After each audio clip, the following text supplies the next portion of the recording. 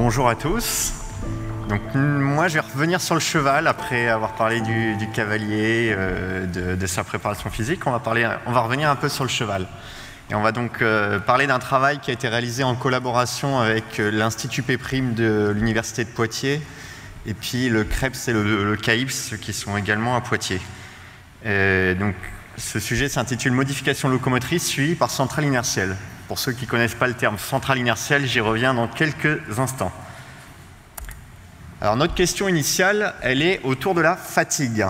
Chez l'homme, on sait qu'un homme qui est fatigué va se déplacer d'une manière un peu plus fatiguée. La fatigue va avoir des modifications qui sont psychologiques, neurosensorielles, musculo-squelettiques, d'où des modifications de la locomotion, et physiologiques. Donc chez l'homme, ces modifications de locomotion sont connues, on en connaît quelques-unes, mais qu'en est-il chez le cheval? Alors là encore, on pourrait s'attendre à des modifications psychologiques, neurosensorielles, physiologiques, musculo-squelettiques, mais on voit que sur la locomotion, c'est finalement assez peu établi aujourd'hui. Et puis chez le cheval, on a besoin d'avoir une mesure in situ de la locomotion. La locomotion du cheval, c'est analysé beaucoup par vidéo, par caméra, etc. Mais c'est difficile de passer dans un champ vidéo tout au long de la séance. Donc on a aussi le souhait d'aller vers une mesure des outils qu'on puisse mettre sur le cheval et mesurer tout au long de la séance pour voir à quel moment la fatigue apparaît. C'est ce qui a conduit donc au développement de notre étude. Donc pour cela, nous nous sommes dit, est-ce qu'on pourrait faire un système embarqué, des capteurs qui permettent d'identifier des modifications de la locomotion dues à la fatigue. Alors ces capteurs, c'est ceux que vous voyez sur le coin de l'image, qui sont tout petits, c'est ce qu'on appelle les centrales inertielles. Les centrales inertielles, vous en avez dans vos téléphones maintenant, c'est les accéléromètres. Il y a déjà des fabricants d'outils pour le cheval qui en produisent. Donc c'est déjà des outils qui ont été utilisés depuis une vingtaine d'années pour l'étude des boiteries chez les chevaux. Donc, vous connaissez peut-être Equimetrix. Et qui a été développé avec plusieurs prestataires, certains sont présents ici d'ailleurs, plusieurs fabricants, pour le suivi de la locomotion du cheval au cours de la séance. Est-ce que mon cheval est symétrique, dissymétrique, est-ce qu'il y a des boiteries, etc. Donc nous, on se posait un peu la question, comment cette locomotion évolue en raison de la fatigue. Donc ces petites centrales inertielles, on en a mis à beaucoup d'endroits sur le cheval, 8 ou 9, je ne sais jamais le nombre. Donc sur les 4 membres, le sternum, au niveau du sacrum, donc sur la croupe, au niveau du garrot, et puis une sur le dessus de la tête et une sur la muserolle. Nous avons ensuite fait une séance de travail avec donc 10 couples. On a pris des cavaliers, des couples de dressage de haut niveau. Donc on leur a demandé de s'échauffer. Et puis au tout début de la séance, on les a fait passer en ligne droite aux 3 allures à chaque main, dans un couloir entre des caméras. Donc on avait mis des petits marqueurs sur le cheval, ça c'est pour faire des analyses de locomotion avec des marqueurs, donc des choses plutôt qu'on fait depuis déjà pas mal d'années, de suivi de points, mais qui demandent un gros équipement. Et puis on avait aussi positionné nos petites centrales inertielles aux différents endroits sur le cheval. Nous avons demandé ensuite aux cavaliers de réaliser une séance très sollicitante. Donc, alors on est sur des couples de cavaliers de dressage professionnels de haut niveau, donc il était difficile de leur dire vous allez faire ça comme séance, vous allez faire un test d'effort, vous allez faire ça. Il faut quand même tenir compte à un moment de leur planification d'entraînement. Donc on leur a dit vous nous faites la séance la plus sollicitante par rapport à votre planification annuelle. Faites ce que vous faites de plus important dans l'année. Et puis, à la fin de la séance, on a fait la lactatémie, donc on reprend les prises de sang dont on parlait Léa et Lisa tout à l'heure, donc une petite goutte de sang, donc un marqueur physiologique de la fatigue. Et puis, nous avons refait ces petites mesures, passage dans le couloir de barre, aux 3 allures, avec enregistrement par les centrales inertielles, etc. Enfin, tout au long de la séance, on avait mis un cardio sur le cheval, là encore, pour avoir des indicateurs physiologiques de la fatigue. Alors, ces petites centrales inertielles, elles donnent beaucoup d'informations. Elles permettent de mesurer différentes choses. Donc, elles permettent de mesurer des accélérations, c'est-à-dire, on va dire, un peu les forces, pour résumer, qui s'appliquent sur le cheval. Elles vont permettre de mesurer les vitesses, les rotations des membres, des vitesses angulaires. Donc ça, c'est des informations un peu brutes qu'elles récupèrent. Et ces informations permettent en plus d'aller derrière estimer l'orientation du membre. Donc on va pouvoir suivre un peu l'orientation du membre en direct tout au long de la séance. C'est un enregistrement, c'est 100 points secondes, 128 points secondes, je crois à peu près. Donc c'est une haute fréquence d'enregistrement. Ce qui nous permet ensuite derrière d'estimer différentes choses. Quelle est l'accélération par rapport à la verticale terrestre? Quelle est l'accélération dans le plan horizontal? Quels sont les angles entre les axes de la centrale et puis la verticale terrestre? On a aussi fait, donc là la petite image l'illustre, des calculs d'angle de rotation qu'on appelle swing et twist.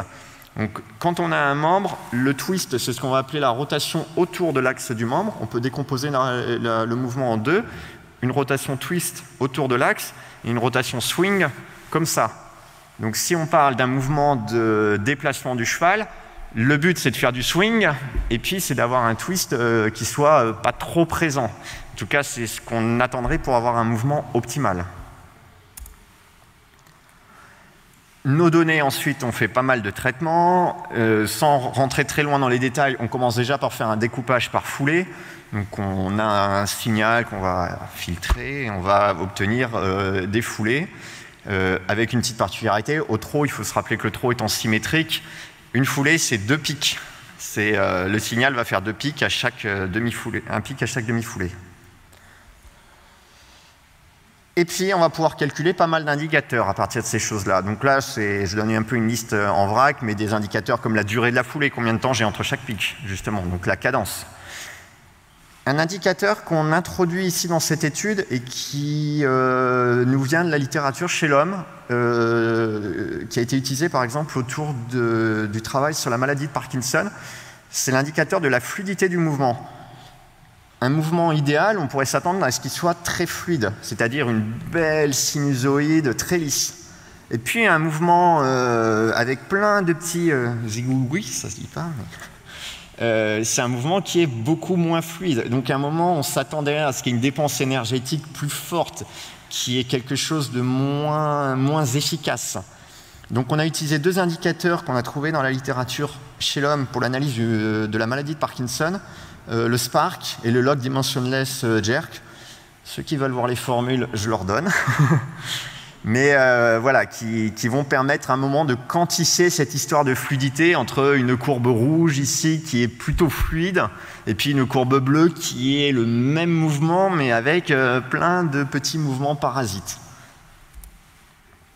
On a aussi essayé de faire des calculs de type différence de phase, donc c'est savoir à quel moment les posées des membres, est-ce que je suis bien synchronisé entre l'antérieur et le postérieur ou bien est-ce que j'ai des différences. Et puis voilà, on fait tous ces petits traitements et puis ensuite on va donc comparer ce qui s'est passé au début de la séance et ce qui s'est passé à la fin de la séance. Est-ce que au début et à la fin j'ai la même chose ou est-ce que j'ai des écarts significatifs, donc avec des coefficients de corrélation, écarts quadratiques.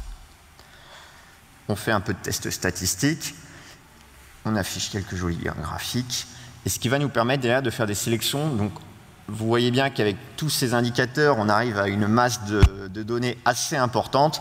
Donc voilà, derrière, on va sélectionner les indicateurs pour lesquels on a une significativité statistique suffisante. Passons donc maintenant un peu sur les résultats. Alors déjà, un premier petite information sur les durées des séances de travail. On s'est rendu compte qu'on la consigne, elle avait été comprise d'une manière très fluctuante entre les 10 cavaliers. C'est-à-dire que certains ont fait une séance très sollicitante qui dure un quart d'heure, et certains ont fait une séance très sollicitante qui dure 1 heure. Donc, sur l'appréciation de la consigne, on voit que c'est variable. Par contre, sur la sollicitation énergétique, on constate la même chose pour tout le monde, c'est-à-dire une fréquence cardiaque qui est de 110 battements minutes, ce qui est faible, et puis une lactatémie d'1 millimole par litre. Pour ceux qui font du complet, qui font dans le milieu des courses, etc., très clairement, ça ne s'appelle pas de la fatigue, au sens physiologique du terme. Donc, tous les cavaliers ont apprécié la fatigue de la même manière, que la séance a été courte ou longue. Ils se sont dit à un moment, là, mon cheval, il est fatigué, il est temps que j'arrête. Par contre, ce n'est pas la réalité physiologique. Donc ça nous pose un peu des questions sur les chevaux de dressage comment on apprécie la fatigue? Sur le plan physiologique. Et on peut rebondir un peu sur les histoires de perception de l'effort de tout à l'heure, où là, je pense que les indicateurs de tout à l'heure sur le dressage, on n'a pas tout à fait la même transposition. Alors, après, la fatigue, ce n'est pas qu'un aspect physiologique. Il y a des aspects psychologiques, il y a des aspects bien-être du cheval, la répétition, etc. Ce n'est pas parce que le cardio ne monte pas haut que le cheval, il n'en a pas marre, ou qu'il n'est pas fatigué. Sur les indicateurs, les grands calculs qu'on a faits, donc on a calculé en gros 600 indicateurs pour chaque allure. Parmi ces 600 indicateurs, on en trouve en gros entre 100 et 150 à chaque allure qui ressortent significatifs dans nos résultats. Donc c'est plutôt quand même intéressant. Ça veut dire qu'il y a quand même pas mal de ces petits paramètres qu'on va pouvoir ensuite creuser. Alors on a traité que le galop et le trot. Les enregistrements au pas, on les a pas retenus pour une raison bête, enfin simple. Segmenter par foulée un signal au pas, c'est assez compliqué à automatiser. Le pas, les 4 posés, c'est un peu plus dur dans le signal à identifier facilement les foulées. Ce qu'on constate, c'est qu'on a toujours, en gros, une plus grande ressemblance entre les foulées, les indicateurs, au sein d'une même séquence de travail, c'est-à-dire je prends 2 foulées qui sont du début, et je les compare entre elles, elles sont plus similaires qu'une foulée réalisée au début de la séance et une foulée réalisée à la fin de la séance de travail. Donc voilà, il y a une similarité plus forte entre les foulées d'un même passage qu'entre les foulées de 2 passages différents, ce qui montre qu'il y a une variation au cours de la séance. Le cheval ne fonctionne pas pareil au début et à la fin de la séance de travail. Parlons un peu plus de mon indicateur de fluidité, le Spark. J'avais dit qu'il y en avait 2, je parlerai un tout petit peu du Spark. Cet indicateur nous a un peu intéressés parce que pour plusieurs de nos mesures, plusieurs de nos capteurs, on a constaté une variation significative du Spark, de cet indicateur. Donc la fluidité du mouvement bouge. La fluidité n'est pas la même. Le mouvement est soit plus fluide, soit moins fluide entre le début et la fin de la séance. Par contre, ce qu'on a noté, c'est que la variation, elle n'est pas la même suivant l'allure. Au trot, au pas, on n'a pas toujours eu les mêmes variations, même aussi suivant l'emplacement du capteur. Parfois, on a un mouvement qui est plus fluide au niveau des antérieurs, et puis au niveau du sternum ou de la tête, on a un mouvement moins fluide, ou l'inverse. Voilà. Et aussi entre le swing et le twist. Le swing, je vous rappelle, le mouvement comme ça, le twist, le mouvement comme ça. On a aussi des différences de fluidité. Bon, là, ça peut peut-être un peu plus s'expliquer si on met plus sur le mouvement principal ou plus sur le mouvement un peu parasite du twist. Alors, qu'est-ce qu'on peut en dire de toutes ces choses-là? Bon, on n'a pas eu l'effet fatigue. Néanmoins, on a pu voir que le travail avait un effet sur les paramètres locomoteurs. On n'a pas les mêmes choses au début et à la fin de la séance. On se pose un peu, nous, la question aussi sur l'effet échauffement. Alors nous n'avons équipé les chevaux pour des raisons pratiques qu'après l'échauffement, mais ce n'est pas toujours très clair de savoir à quel moment s'arrête l'échauffement, à quel moment commence le travail. Ce n'est pas uniquement le moment où on ressangle. Donc, certainement, il faudrait aller plus loin en équipant des chevaux dès le box et puis en suivant tout au long de la séance. Bon, là, c'est vrai que pour des raisons pratiques, il y a un moment, on avait besoin d'avoir des chevaux qui soient déjà un tout petit peu démarrés pour pouvoir les faire passer aux différentes allures et puis les laisser ensuite dérouler la séance. On a aussi des séances qui sont assez hétérogènes. Je me répète, on a pris des cavaliers de dressage d'un certain niveau qui ont des contraintes liées à leur propre planification d'entraînement. Donc on pouvait difficilement leur imposer une séance.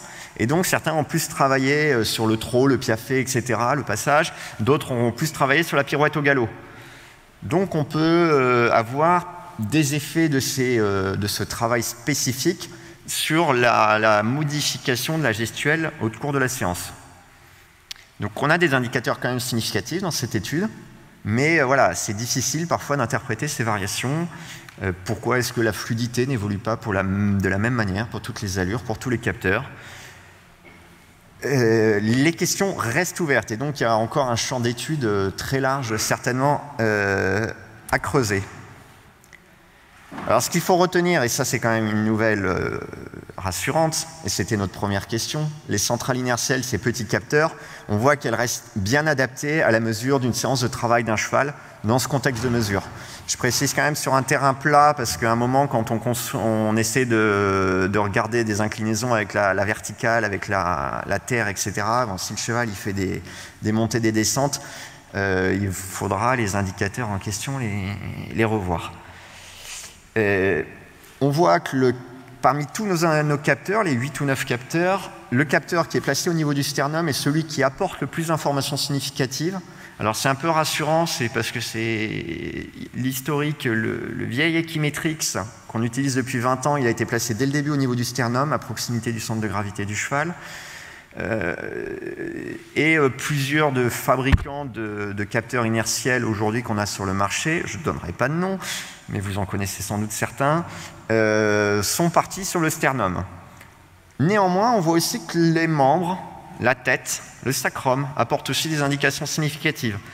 Donc ça veut dire que ce n'est pas aberrant d'avoir d'autres fabricants qui mettent un capteur au niveau de la tête, au niveau des membres, à d'autres endroits. Tous ces endroits apportent des indications complémentaires. Après, à un moment, il y a une question de budget. On ne peut pas mettre des capteurs partout. Et puis, voilà, ce qu'il faudrait voir, la suite, la perspective, c'est de se dire la mesure en continu au long de la séance, et puis d'une séance sur l'autre séance, au long d'une saison de travail, pourrait permettre d'identifier des modifications, des changements dans ces indicateurs.